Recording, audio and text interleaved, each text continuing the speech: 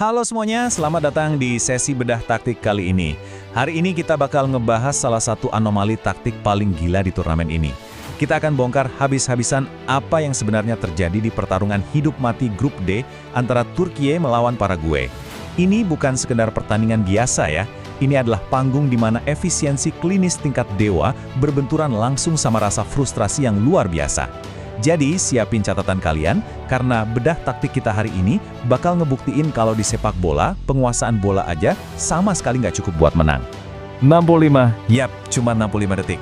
Bayangin penonton di San Francisco Bay Area Stadium mungkin belum pada duduk manis, pelatih Vincenzo Montella baru aja mau ngasih instruksi pertama, dan boom, Matías Galarza langsung bikin Turkiye shock berat. Gol super cepat ini benar-benar ngerusak seluruh skenario taktik yang udah disiapin jauh-jauh hari. Sebuah kejutan instan yang memaksa satu tim buat bertahan mati-matian, sementara tim yang satunya lagi harus ngejar ketertinggalan sepanjang sisa laga. Nah, buat membedah laga ini kita punya 5 poin utama. Mulai dari kejutan kilat Paraguay, bencana kartu merah Almiron, dominasi 32 tembakan, masterclass Julio Enciso, sampai nasib akhir grup D. Langsung aja kita mulai.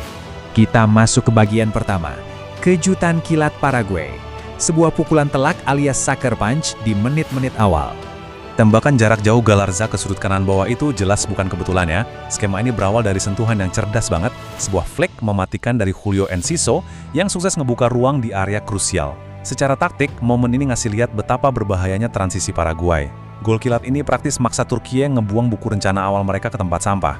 Mereka nggak bisa lagi main sabar nunggu, mereka terpaksa langsung nge-push garis pertahanan tinggi yang justru ninggalin ruang kosong di belakang. Dan ruang kosong inilah yang jadi makanan empuk buat para sayap Paraguay. Kalau kita lihat timeline babak pertama ini dinamikanya benar-benar kerasa. Pasca gol detik ke-65 itu, Turkiye langsung mereaksi keras. Mereka terus coba bongkar pertahanan dan di menit ke-35, mereka nyaris banget nyamain kedudukan. Sundulan Mert Muldur dari umpan silang Hakan Çalhanoğlu, wah itu udah kena mistar terus mantul ke tiang gawang. Dewi Fortuna benar-benar lagi nggak mihak Turkiye. Tapi tunggu dulu, di masa injury time babak pertama ada satu momen krusial yang harusnya bisa jadi tiket emas buat Turkiye ngebalikin keadaan secara total. Coba kita bedah insiden hari ini pelan-pelan, karena ini beneran titik balik paling masif di laga tersebut.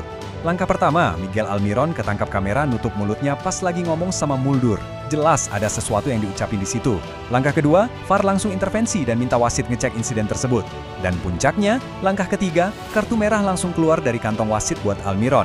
Secara hitung-hitungan taktik, keunggulan jumlah pemain ini tuh harusnya jadi garansi mutlak buat Turkiye yang ngelakuin comeback. Apalagi mereka punya waktu 45 menit penuh ngelawan 10 pemain.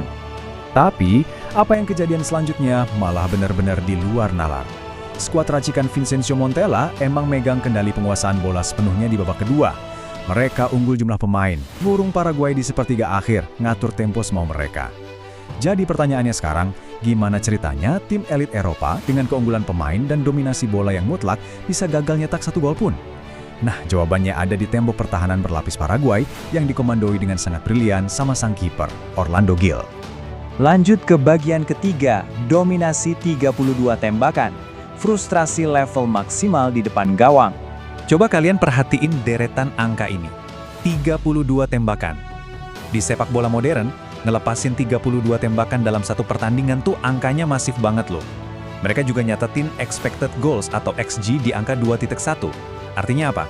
Berdasarkan kualitas peluang yang didapat, secara matematis, mereka minimal banget harusnya bisa nyetak 2 gol.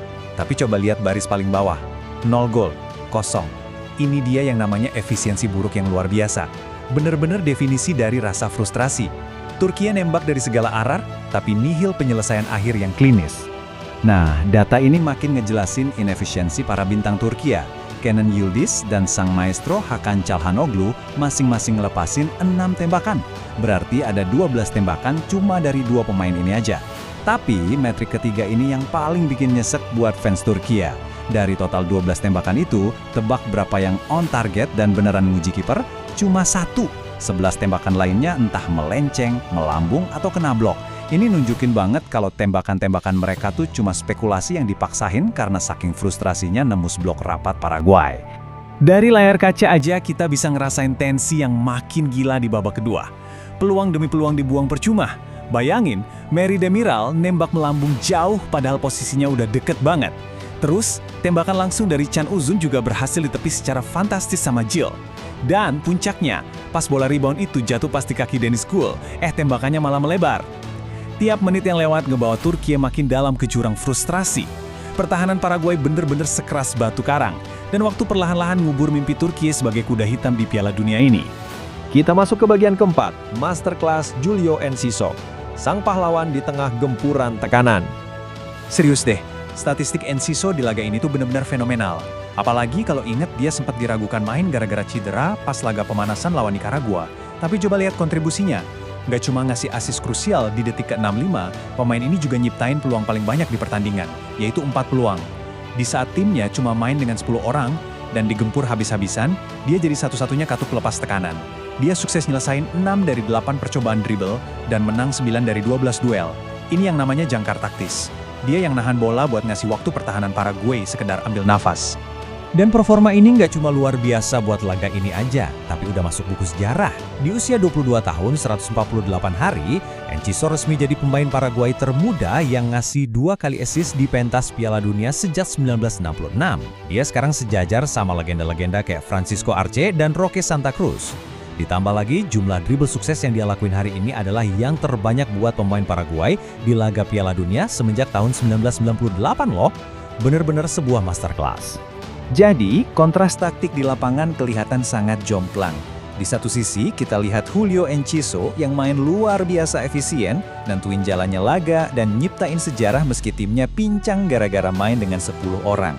Sementara di sisi seberang, duo talenta muda emas Turki, Arda Güler dan Kenan Yildiz, emang sanggup ngasilin 7 peluang gabungan, tapi di momen yang paling nentuin, penyelesaian akhir mereka 0 besar. Sekali lagi terbukti, efisiensi klinis berhasil ngebungkam kuantitas peluang. Bagian kelima, Nasib akhir grup D. Turki harus angkat koper, sementara Paraguay melaju. Hasil laga ini benar-benar ngasih konsekuensi yang absolut. Kekalahan 1-0 ini mastiin Turki resmi tereliminasi secara prematur, nyusul Haiti yang juga harus pamit lebih awal dari turnamen ini. Sementara buat Paraguay, ini adalah kemenangan heroik yang super penting. Ya, walaupun ada harga mahal yang harus dibayar lunas. Matias Galarza, sang pencetak gol tunggal, harus ditanduk keluar lapangan karena cedera di injury time babak kedua. Tapi lepas dari itu, berkat ketangguhan 10 pemainnya, mereka sukses matain prediksi semua orang, dan sekarang peluang ngerebutin posisi kedua grup D benar-benar terbuka lebar. Ini pastinya bakal jadi laga yang bakal terus kita ingat.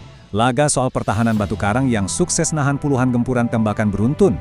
Turki yang sempat digadang-gadang jadi kuda hitam, terpaksa nelan pil pahit dan pulang kampung. Sementara skuad Paraguay yang kelelahan tapi penuh tekad, harus segera bangkit buat ngadepin ujian berat selanjutnya melawan Australia. Pertanyaan besarnya sekarang, tanpa Almiron yang kena kartu merah dan ancaman absennya Galarza, mampukah taktik bertahan brilian Paraguay ini mertahanin momentum mereka buat lolos dari fase grup? Gimana menurut kalian? Saksikan terus ya drama Piala Dunia ini. Makasih udah nemenin sesi bedah taktik hari ini, dan sampai ketemu di analisis krusial selanjutnya.